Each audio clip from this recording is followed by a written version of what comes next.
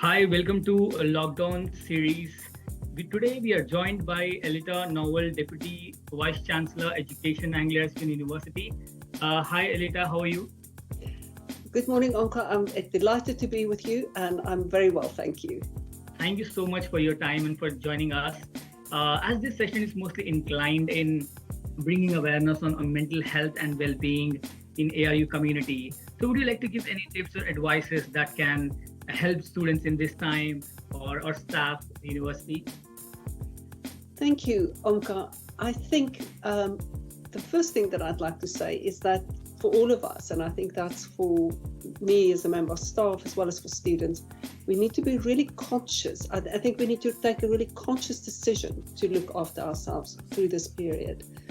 It is really challenging for students. I understand in particular, I think the senses of the experience, which is very different from what students would have expected normally.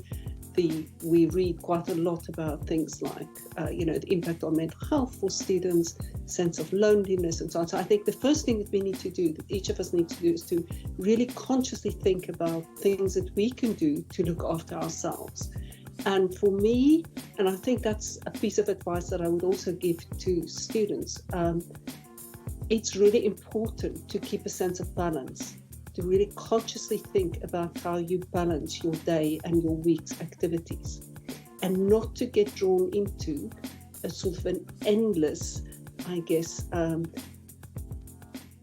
series of activities, or kind of constantly work till 3 o'clock in the evening, and then not feeling quite well the next morning and getting up later and working later into the night, or with all these sorts of things, I think, which we often do if we work very hard, is that we kind of stretch our daytimes into our nights, and the day and night becomes kind of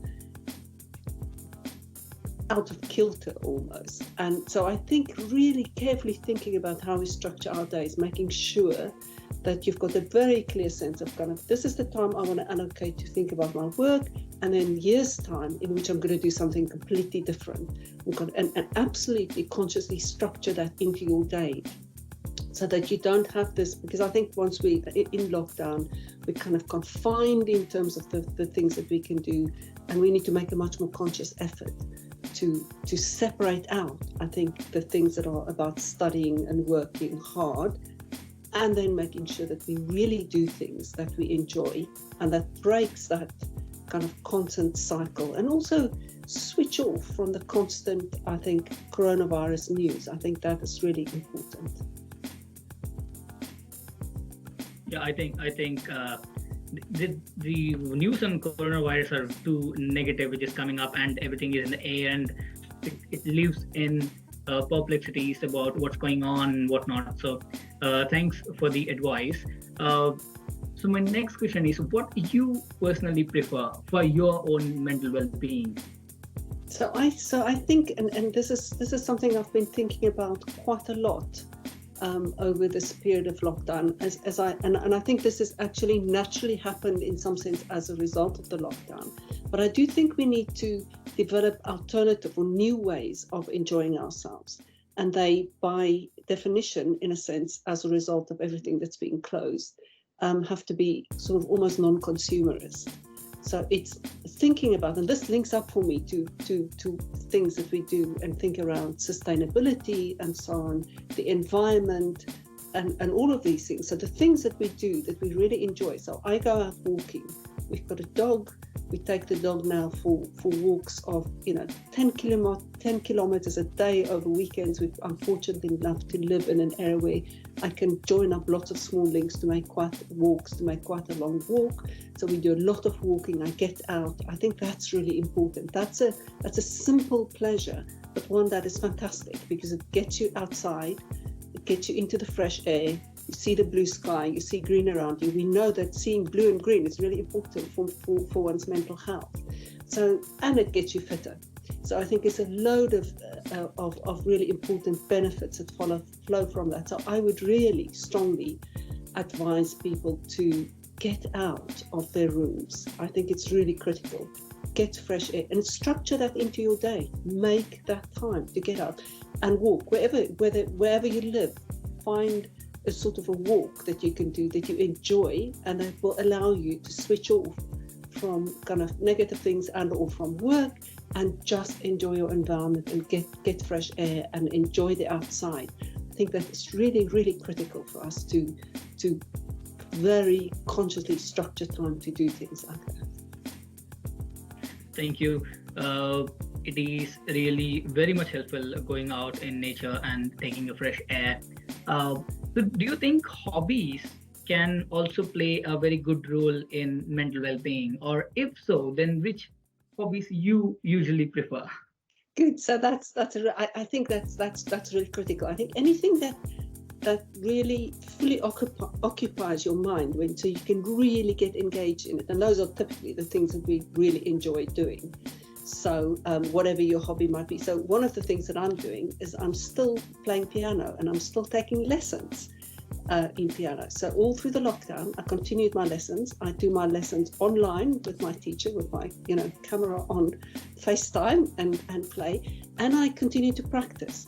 And I mean, that might sound like hard work, but for me it's not. It's a real pleasure for me, and playing the piano just completely occupies my mind. So it's probably the only thing that I do that completely switches me off from everything around me, and really gives me kind of fully occupies my attention, and I really enjoy it. So it's quite hard work, but it's lovely because it's something that I really enjoy. So I think everybody should cultivate something and think if there's something new that you want to do.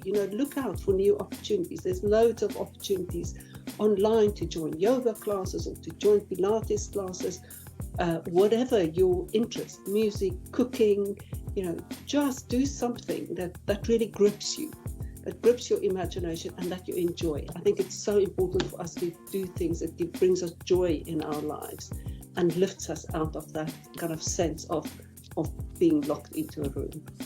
It's good to see your interest in music, and you're learning piano.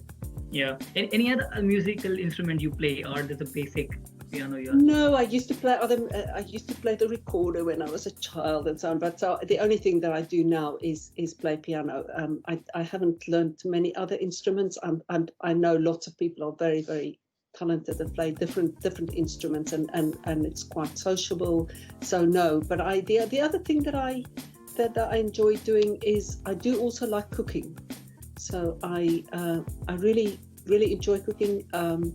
I try particularly now to, obviously in the week it's not usually possible to give a lot of attention to cooking times, but I do think it's really important to enjoy cooking. I love it. I love enjoying really lovely, simple, fresh food. So I'm a vegetarian, so we do lots of vegetables and stuff. And that's, again, that dual pleasure. I love cooking with the vegetables. I love the smells and the spices. I like trying out lots of recipes from different parts of the world. And then it's obviously just a joy to eat nice food. So that thing about trying new things out, I think in lockdown, is something that lots of people have done. And one of those for me has been trying out new recipes. Well, thank you so much. It's very interesting to see your hobbies, cooking, learning. That's really a good thing you cultivated during the lockdown maybe, and it's a good advice for our ARE community as well. Thank you so much for joining. And thank you everyone for joining us today. We'll be back again with another speaker in another series of the lockdown. Thank you so much. Bye. Thank you very much, Omkar. Have a good day.